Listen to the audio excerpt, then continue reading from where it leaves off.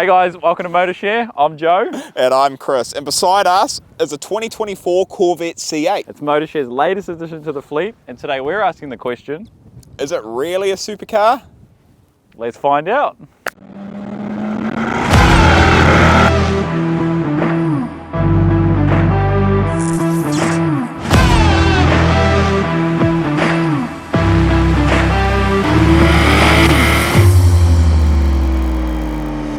Buzzing to be behind the wheel of this car. Yeah, Chris Really gets the first drive, but we're in the car now, so let's have a quick rundown of what's in here before we go anywhere, including probably the first thing you see in front of you. Chris, what are you looking at? This horrible steering wheel.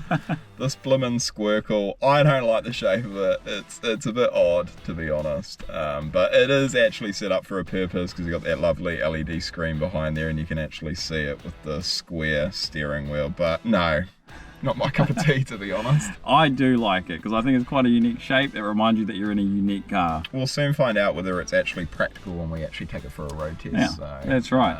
I mean, aesthetically it actually looks okay. Yeah. Or not. Everything else in the car, interior-wise, we've got this nice tan leather. I'm not the biggest fan of the tan colour, but it does come in different colours. You can get a black interior, which is pretty nice. This particular model doesn't have the carbon interior, which is a little bit of a letdown, but yeah, we're picking from scraps here in New Zealand. This is a late model 2024. Yeah, it is a 3LT model, so we do have these nice carbon seats that you'll see. Oh yeah, that's about the one. only carbon that you have in the car is these wonderful bucket seats. They do look pretty damn cool. Yeah, they feel really good. They actually are quite comfortable. Yeah, really comfortable. They feel lightweight, really good. But yeah, there's a lot of leather everywhere, a lot of stitched leather. It looks very modern, and with the Alcantara steering wheel, the Squircle steering wheel. And then same thing, you see the same stitching on the roof, which, how about we take it off?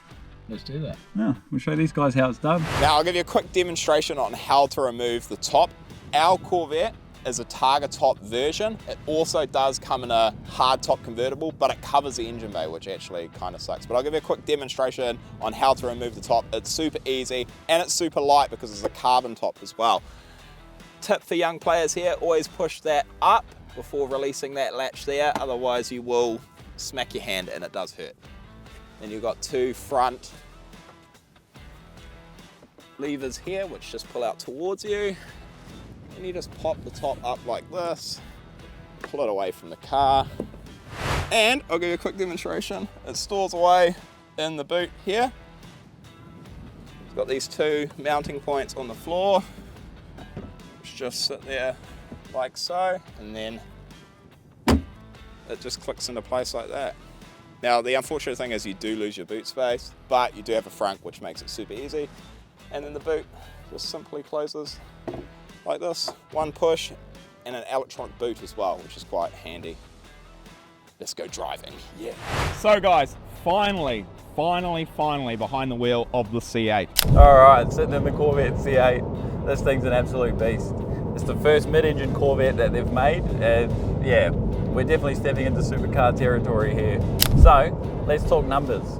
Under the hood, you got a naturally aspirated 6.2 litre V8, pushing about 495 horsepower, and she'll go from 0 to 100 in around 3 seconds. That means, yeah, she's quick. It's all looked after with this dual clutch transmission, which is actually super seamless. Yeah, really snappy jumping between the gears. It's all paddle shifted, and I'll show you probably one of my favorite features about these paddle shifters is when you pull both of them at the same time, you can you can blip the throttle, which I think is awesome. You know, when you're driving through town and someone gives you a thumbs up, you can, you know, give them a rev. I love that. You can really show off in this thing. Now, first and foremost, we're going to start with this massive center console, which we touched on in the interior part of the review. It's quite big for a reason. You've got these massive long line or list of AC options here. It's pretty crazy. If you don't own this car and you jump in it just straight out of the bat, you'll find it very difficult to navigate which buttons are which and which side it's for. So that takes a little bit of getting used to.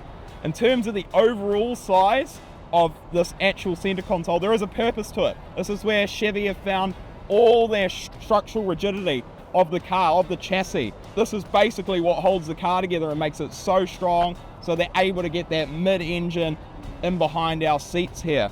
In terms of its overall looks, I feel like they could have done a better job, but hey, it is functional. I wish you were a little bit closer to your passenger. They are sort of blocked off in their own cockpit, over the other side there. But yeah, it is what it is. It's functional, it works, and it looks okay. It looks very sort of supercar-ish, I guess. Now, moving up from this monstrosity of a center console, we go to our rear view mirror here. Now, what they've done is quite interesting, and it's actually the first time that I've seen this in a sports car. But you've either got your standard rear view mirror, which is a mirror essentially, but then what Chevy have done, because this car has such bad blind spots, is that they've actually got a camera out the back on top of the engine lid, and it actually, all you do is you flick this forward, and now it's a digital rear view mirror, which is interesting to say the least. I personally don't like it because it feels like a complete and utter distraction. When I'm looking forward, all I can see is a screen on my left-hand side, so it's a little bit unnatural for me. But I prefer to drive with it as your normal mirror and do my best to check the blind spots. It does, on the wing mirrors here, have your blind spot indicators, so that also helps as well. Yeah, inside the car, everything in here is super driver focused, so it's all facing me here in the driver's seat. And we touched on it earlier, but the passenger is pretty much non-existent over there. It's all, yeah, super crisp, super modern. And now, I know how Chris feels about it, but I actually love the squircle steering wheel that they've put in this thing. Yeah, the shape lets you see the heads-up display on the windscreen there, plenty of leg room. Yeah, it's just something a little bit unique, the squircle steering wheel. And holding it just reminds you you're in a unique car. Yeah, I like it. Now, touching on the powertrain of this vehicle, V8, the drivability of it. I have noticed something as I'm driving, and when you're in your tour and your sport modes, if you're stuck in traffic, driving around town, it's quite an ingenious little design here. What they've done is they shut off 4 cylinders, so you'll see a little green icon that pops up on your center screen here that, yeah, it switches off 4 cylinders. So in and around town, it actually makes it quite economical. You'd really want it to be with a big blimmin' V8 behind you, drinking fuel constantly. But yeah, it's a nice little sort of fuel saver. I'm not a big fan of sort of the eco modes in these sort of sport cars, but driving around town, it actually makes it very usable and actually quite conservative on fuel, which is a big bonus. Not to mention all the tech in here. So you've got your Apple CarPlay, Android Auto, and the digital display in front of me is super crisp and customizable. So switching between your different drive modes, Tour, Sport, Track, I'll touch on those shortly, you actually get a different display every time, which I absolutely love. Yeah, you get a visual representation when you've switched modes, and you can tell you're ready to boogie. So touching on all your drive modes, you've got Tour, which is just general day-to-day use. It's all very comfortable and quiet. And then switching over to Sport mode, it's a bit of a mix of both. Ready to make a bit more noise. And then Track is, yeah, pretty self-explanatory. But there's an extra mode, Z mode, they've put in here, which is on the steering wheel. And when you push it, you can actually fully customize all of that stuff. It'll let you change things like throttle response, the steering weight, suspension, and engine noise. So really cool. You can really tailor how you want to drive this thing. And again, just reiterating how, yeah, everything's very modern and customizable to suit how you want to use this car. It's really great. As we move on, we got this actually quite well put together center screen here. It actually looks phenomenal, especially when you're changing through the modes, which we touched on previously as well. On the steering wheel, you have everything that you need to do to modify or customize your center screen here, which is pretty cool. You can see your tire temps, your maintenance, as you would with any sort of high-end vehicle. You can see your oil status, you can see your transmission oil status and everything, and you can customize it to the way you like it, which is actually quite nice, along with what Joe has already touched on, my mode, which Corvette call Z mode. You do have cruise control, which is quite nice again for that sort of economical purpose, or that long distance traveling, which makes things quite. And on top of that, I've hated the squircle steering wheel, to be quite frank. However, there is a purpose to it, along with actually being able to see the center screen behind you. It actually does have a pop-up display, which is actually quite awesome because it changes between your sport modes, which is cool. You can actually go to Tour and it'll change the cluster on the pop-up display in front of you. Go to Sport, you get another screen. It's actually quite intuitive and actually looks really, really cool. And it goes with what is actually on your center screen as well, so it changes with the modes and looks really cool. So I think what this car's done really well is having everything at your fingertips. I think with all the modern amenities, like the infotainment system, you know, this really crisp digital display in front of me, everything's always there at my fingertips. It's got a heated steering wheel, but then also the power is always readily available. It's really comfortable to drive this thing, because when you put your foot down, it's always right there. Everything's super responsive. The transmission, switching gears, the power. So that's one thing I'll give this car. Everything's super at your fingertips at all times. So that's probably one of my big notes with this car, is that everything's always at your fingertips and at your disposal when you're ready to use it, whether it's the power, all the modern amenities. Yeah, everything's always easily accessible, right at your fingertips. Very easy car to drive, very comfortable, easy car to drive.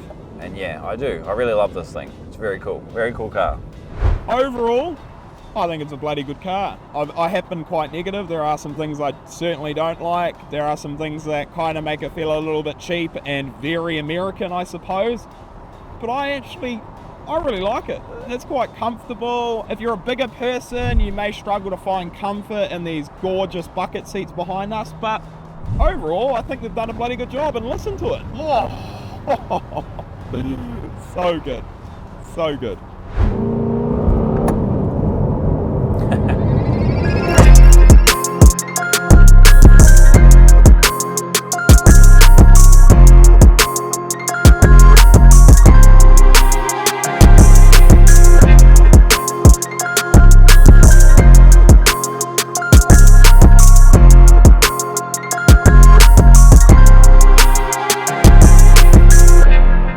So is the Corvette C8 really a supercar? 1, 2, 3, yes. No.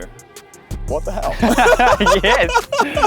No, I don't think it is. Oh, look, I've been quite negative on this thing. And I said yes, it's a supercar for many reasons. It does have that outrageous supercar look. You typically get, it has the outrageous supercar price. It's about a $200,000 car here in New Zealand. Mid-engine, decent power. Yeah, there's some things I don't like about it, but overall, it does have the feel of a supercar, in my opinion. Why do you think it's not? I don't think this fits in the mold of a supercar. On paper, it's a supercar, but I don't think this can compete with the top dogs like Ferrari and Lamborghini yet. Is it there to compete though? Is it just its own little? No, I don't think it's there yet. They're not far from it, but I think a supercar has to make you feel a certain way. It's, you know, the poster you had on your wall as a kid, a Lamborghini.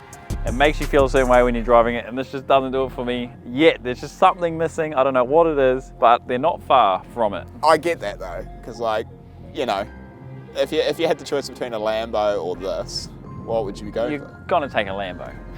You would, although the Lambo's gonna cost you 150k more. That's but yeah, right. You know what I mean. That's right. I do think that this is the perfect entry level supercar if you go down that route, but I don't think it's gonna fit in the mold of a Lamborghini on your kid's wall in their bedroom yet. There The you one are. that's been so negative on this car thinks it's a supercar. And the guy who's actually fallen in love with it doesn't think it's a supercar. So, contrasted opinion there, but Yeah. Yet, it's not far from it. we'll see you soon. See you guys later. Peace out. See, that's not bad, I like that.